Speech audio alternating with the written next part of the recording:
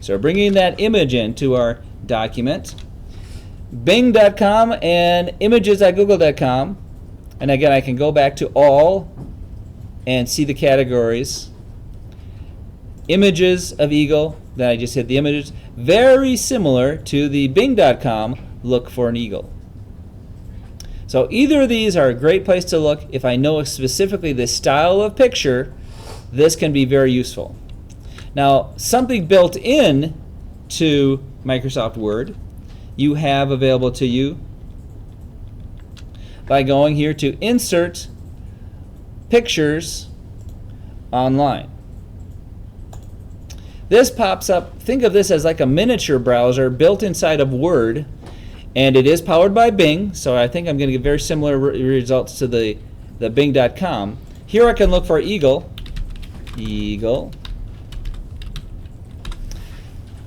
And although I don't have the categories showing up like the other, like the eagle logo or eagle drawing style, which I think is very much more flexible, one thing I do have available here that will be important to you out in the business world, if you want to use an image, you want to choose Creative Commons only if you want to be sure not to violate anyone's copyrights.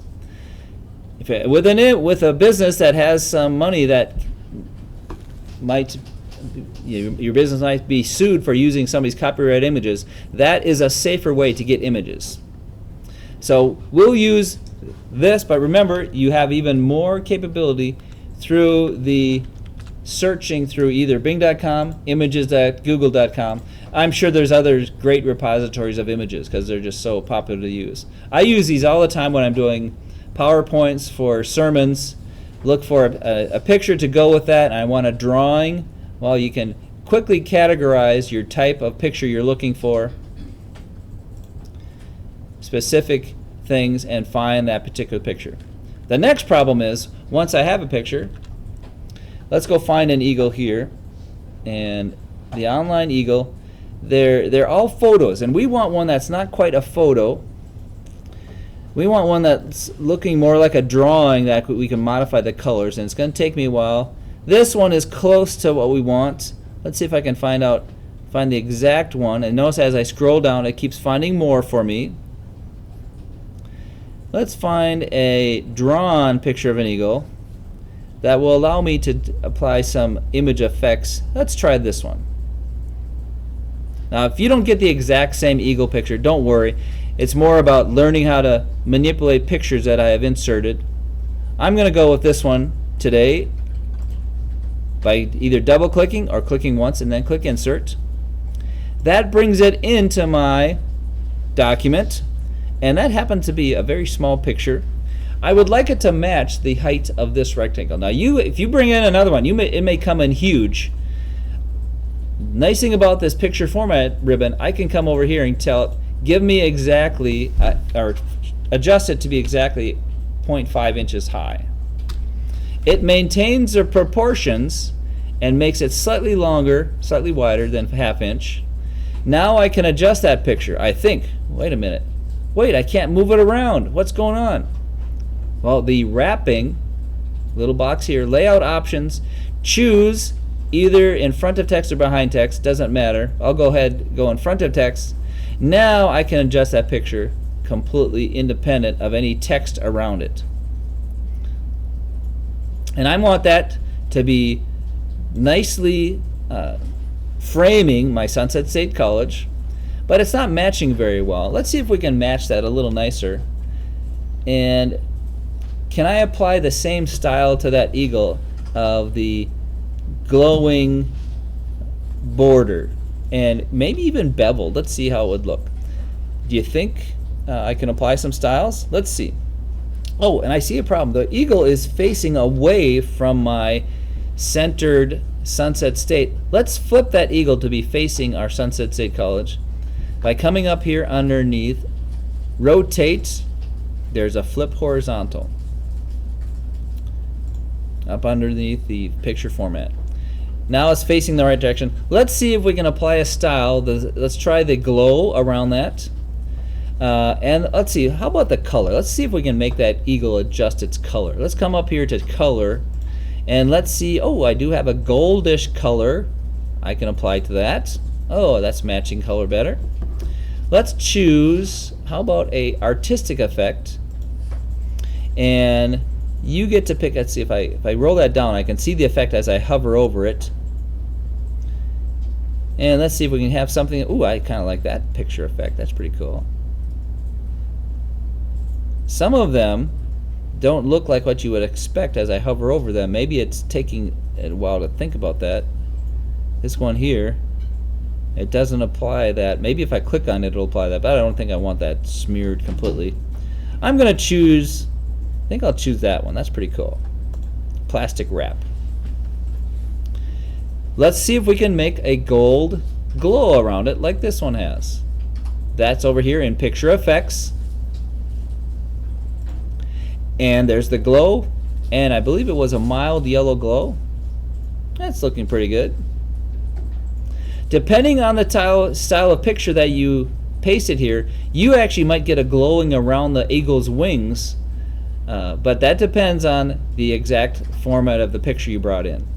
In this case, it's not showing the glowing around the wings, just the glowing border. Now we did have the bevel. Let's see what happens if we do a bevel. I have a feeling that's not going to work out for an eagle.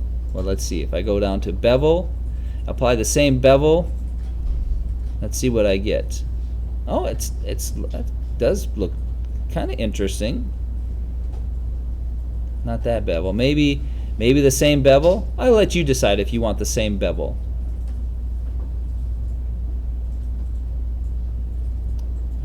I think I'll go with the bevel just to show I know how to apply bevel.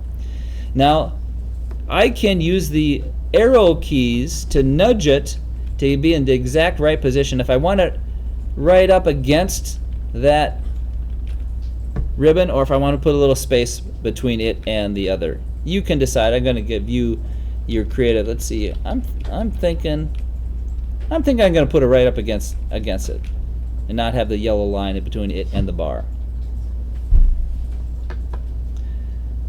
So I have a artistic plastic wrap beveled yellow glow eagle, and it happens to match pretty nicely the exact ½ inch tall.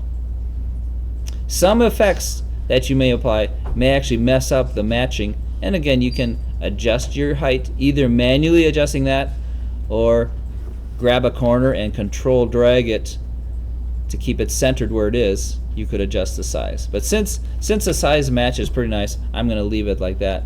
I'm going to nudge it one more over. There we go.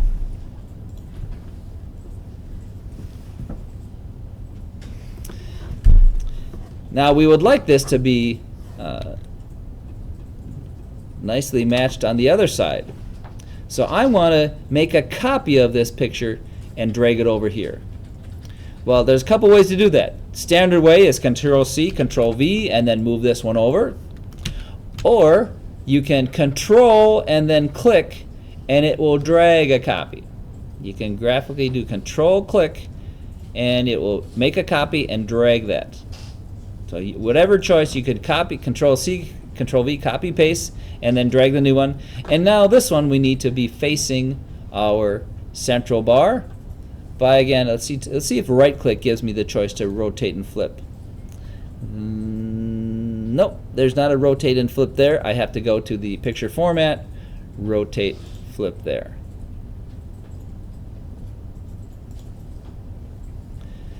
Now you have 3 separate images. These 2 are aligned nicely to the bar. Suppose that I like this little graphic and I might want to use it somewhere else. I might want to rotate the whole thing instead of having that rotate independent of the eagles. I can group these together. Oops. Look at that. The rotation messed me up. I can group these together so then I could rotate the whole thing. And I need to adjust my size position here because that got messed up a little bit when I did the rotate. I could select the middle bar, Control select that picture with the little plus, Control select that one, and now I can either go to picture format and group them here, there, group, or I could right click. Oh, I accidentally right-clicked and unselected. Click, click, and right-click. Group them here. Grouping is handy when I have a graphic that I want to keep together. Now if I ever decide I want to rotate this, oops, I have to select it once, and now I should be able to rotate the whole thing together. So grouping is sometimes handy when I have a graphic that may be more complex and I want to keep it together, especially in a rotation effect. That grouping can be nice. Otherwise, if I click on it once and then click on it again, I can still modify the picture inside the group. You can still edit them individually, but later if I click once on it, it's treated as a grouping of images. Grouping comes in nicely as you start dealing with lots of graphics. Okay, we have our letterhead. Now it's time to put some text beneath it. And because I have text wrapped, let's see, is our text wrapping the same? Let's check our shape format. We want to make sure that this is positioned top center with text wrapping top and bottom. I think that got messed up when I grouped it. I hadn't realized that. Now when I click, I don't have text wanting to exist above that. We want this top and the text beneath it. Now it's time to put some text beneath this. We don't want a space between it and the bar. Let's see if I check no spacing. Oh, that doesn't do it. Let's try center text and see how it shows up beneath our image that's grouped together. I click centered here, or I could have clicked here and it would center the text. Let's center the text and start typing an address bar that's going to contain information about our fine college. Let me find the page with the address bar on it. And it's going to be an address in California that we're going to be inserting beneath that bar.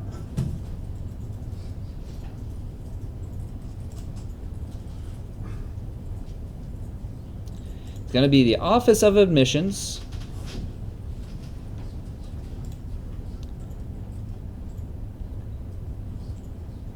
Here we go. Right here on this line, Office of Admissions.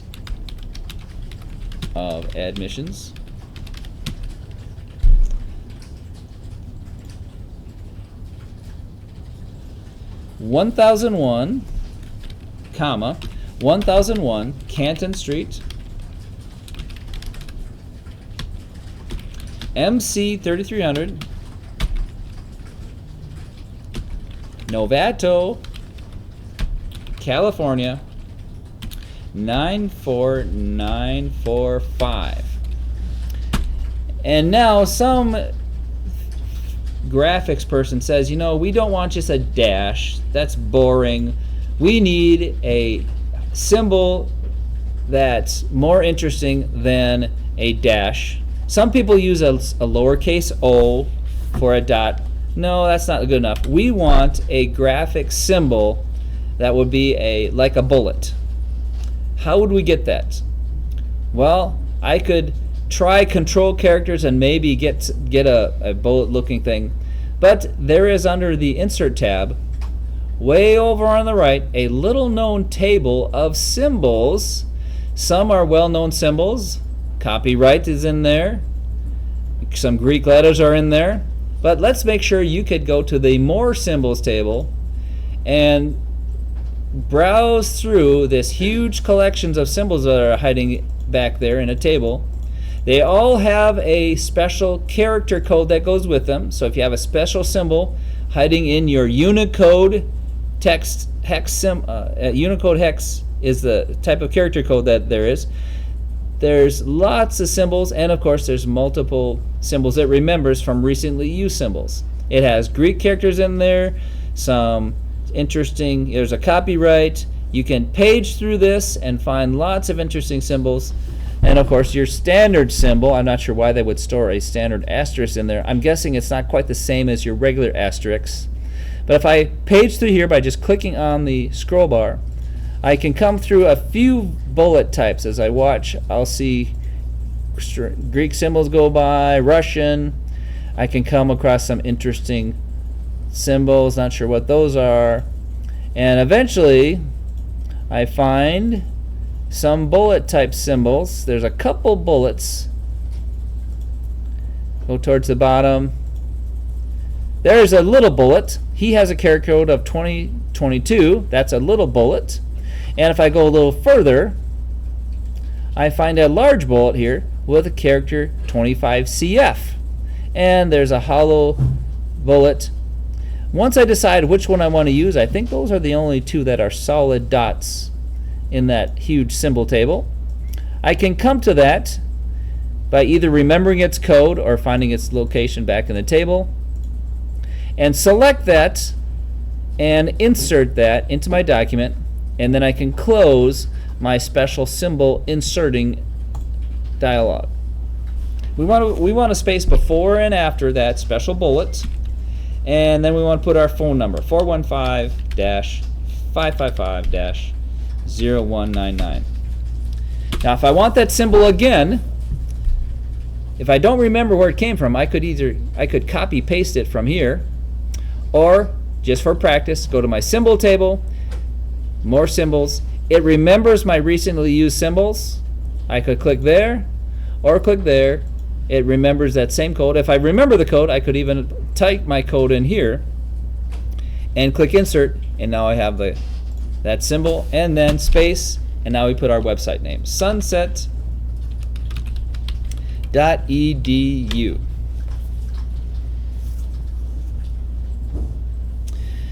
Now the paragraph I'm in, we would like it to have a little more graphics to this to separate it from the rest of our document. We could draw a line by going to insert, and I think I could draw a line, or I could go home and under the paragraph here I could apply a bottom border. Actually I could put a horizontal line or do a bottom border. Let's do the bottom border and see how that works. Click bottom border on that paragraph, and it shows a lovely bottom border. If I want to make that border a little thicker, I can go to borders and shading and adjust. I could even adjust the color of that border. Let's make it an orangey color. Can I make it that orangey color? A dark orange. And let's make it a little wider. How about 3 point? I click OK, and it doesn't take effect. Why did that not take effect? Let's come back to here. Bottom borders and shading. It doesn't remember that for some reason. It did before. Well, at least it has a bottom border. Let's try the borders and shading again.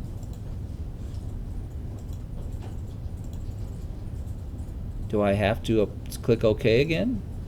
Huh. Some strange behavior. I guess I'll leave it a narrow border for now. Now we have more lines to type in our document. And so I hit enter because I don't have any paragraphs after this. Watch what happens when I hit enter. The border is following me down. Just like with fonts, if I set the font and then keep typing, it remembers the style of font.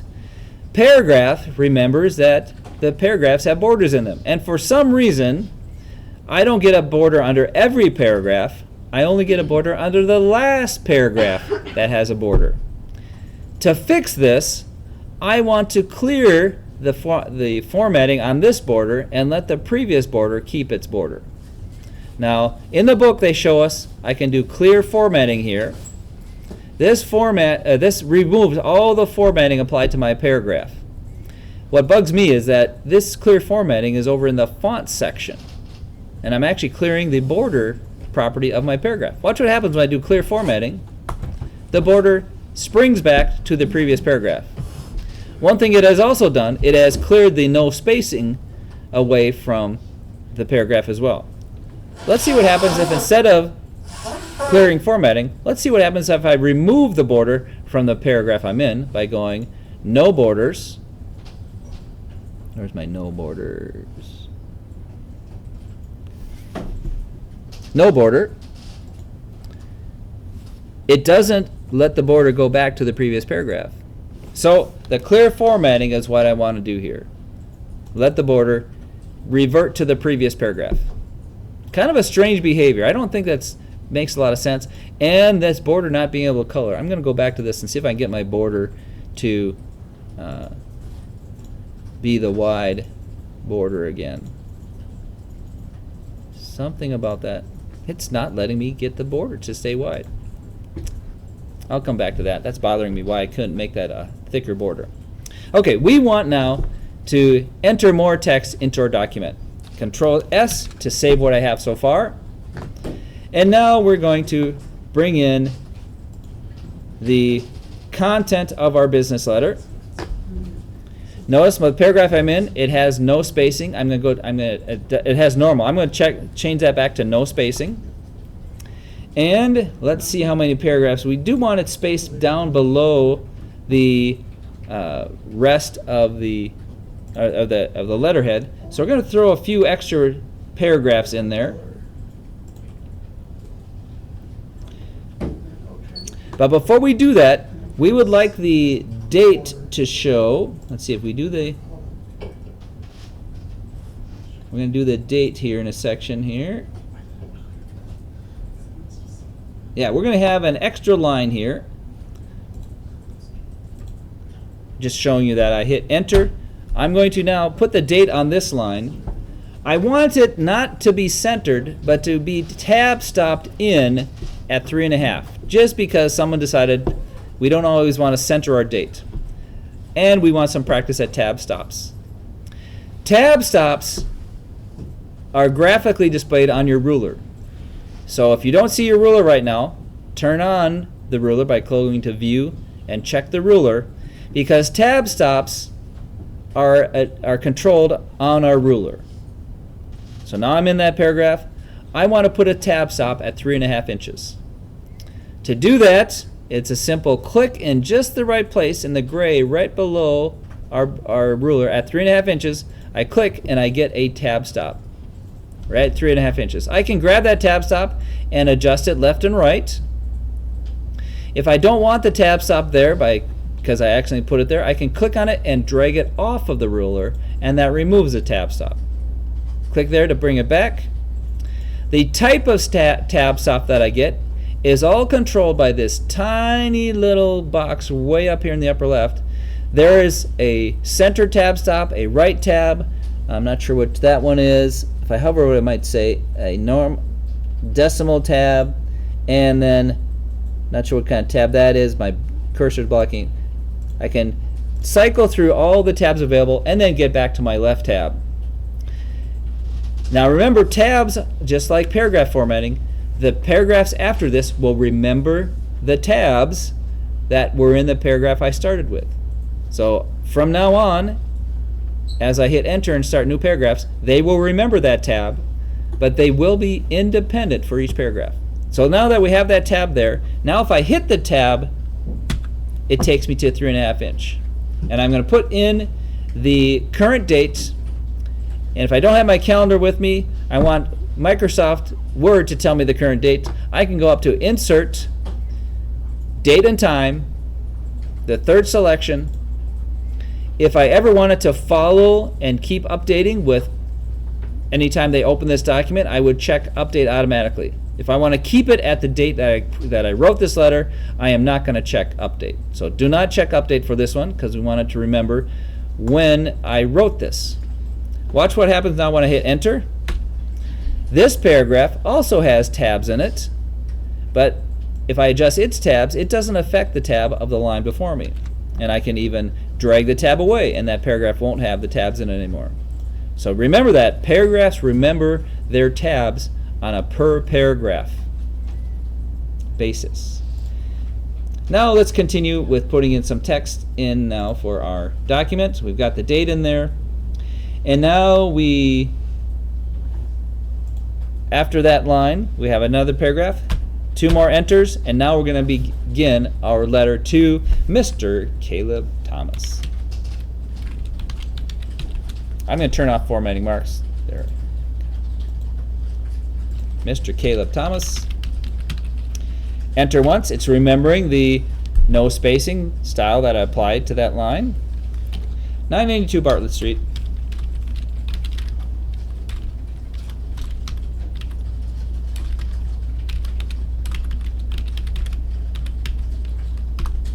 Live Oak, California. Oh, yeah, spell right. 95953. And now we're beginning our letter to Dear Caleb.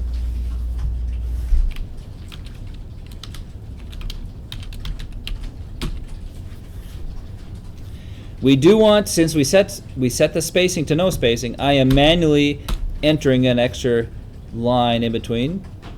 And I can see that it's an extra paragraph by turning on my formatting marks. Notice how the tabs are still following my paragraphs, even though I'm not using the tab. And we'll begin our congratulatory letter to our friend Caleb. Congratulations on your admission to the School of Liberal Arts and Sciences. Liberal Arts and Liberal Sciences.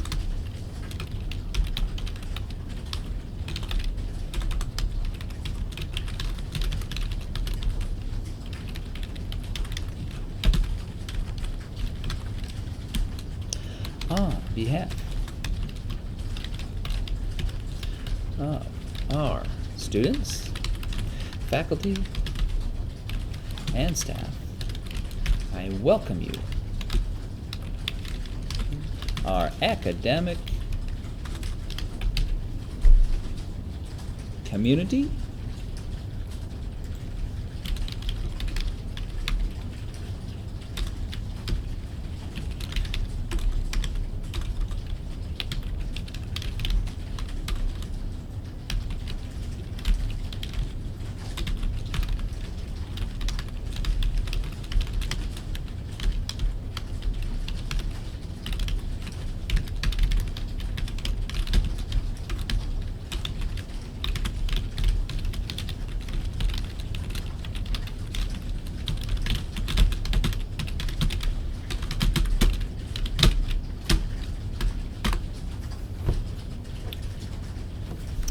and then we're going to tell him about some upcoming events.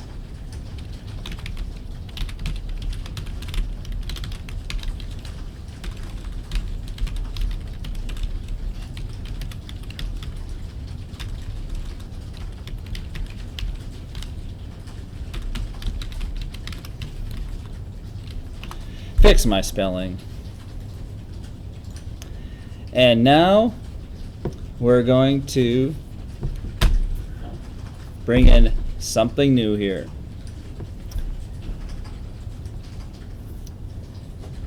We're going to bring in tabulated information. We could be using tabs, but we're not going to be using tabs. We're going to use tables that allow us to style them nicely. Tables are beautiful for displaying a grid of numbers or a nicely lined up information. I love using tables. I use Google Docs tables all the time. We're going to insert a table. It's 2 lines after the upcoming dates, and we go through the insert tab or the insert tab, tables, and we see that we can, using the little graphical table inserter, go all the way up to a 10 by 8 table, 10 columns by 8 rows. Or if I know I only need a 3 column table, I could stop there. And see how it is adjusting the table to fit the width of my page. Each row has a 1 line height. We're going to start with a 3 by 1 table. And once I'm created the table, I get popped into the Table Design tab. The Layout tab is very handy when I'm dealing with tables as well. Table Design will let me apply a style to it, but before we apply a style, let's put some content in our table and navigate that by typing in some text, one cell at a time, and then see how the table behaves. This is going to become the title of each column, date. And now to navigate, I can right arrow over and type in event. I can also tab over to the next cell, the next column, notes. How do I get a new row? Well, I could right click new row, or I could just hit tab when I'm at the very lower right cell, hit tab, and it automatically starts a new row. I don't have to insert new row, I can just tab to start one. And now the dates are July 12 to 16 and July 19 to 23rd. Tab or arrow to the next column, orientation and registration. Some notes about that. See brief schedule on next page.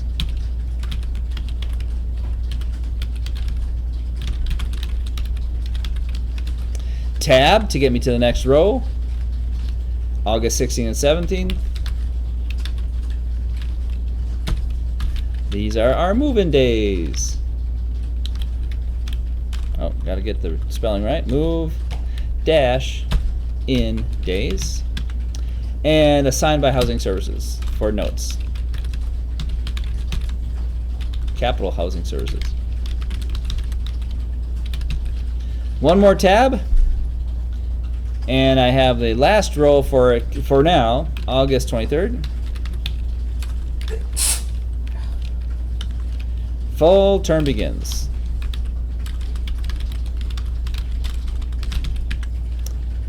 First day of classes.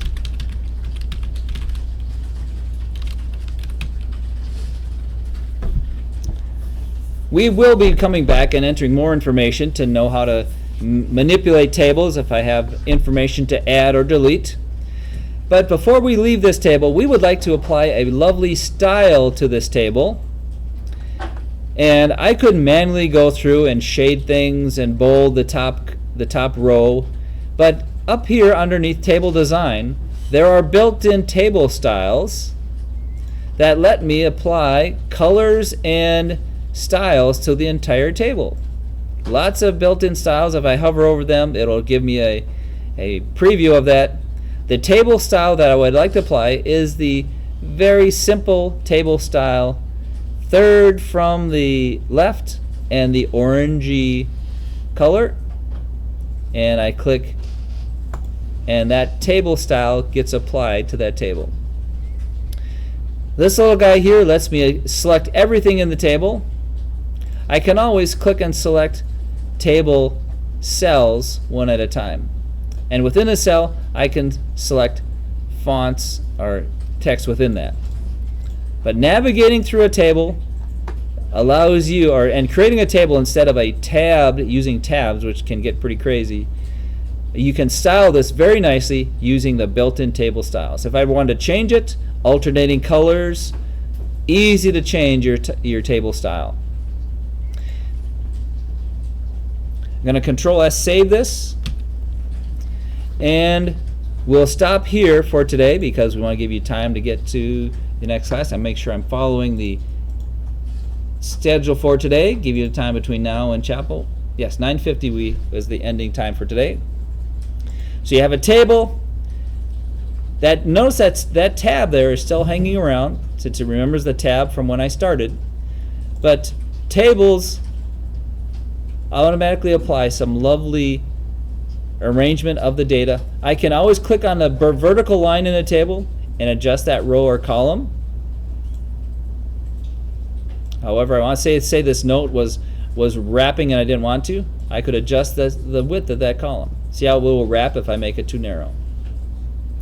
The initial creation of the table gives all the columns an equal width, but I can easily adjust my column width. And I think I can adjust my row heights individually as well. Clicking on the bottom border, I can change the height of a row. I can never make it narrower than the height of one line. All right, save that. You can save a backup copy to Schoology if you like. Submit your half-done submission. That can be a backup for you, or save it to your OneDrive or Google Drive. And remember, it is saved in your profile here as well in your documents. Save that, and then you can head off to chapel.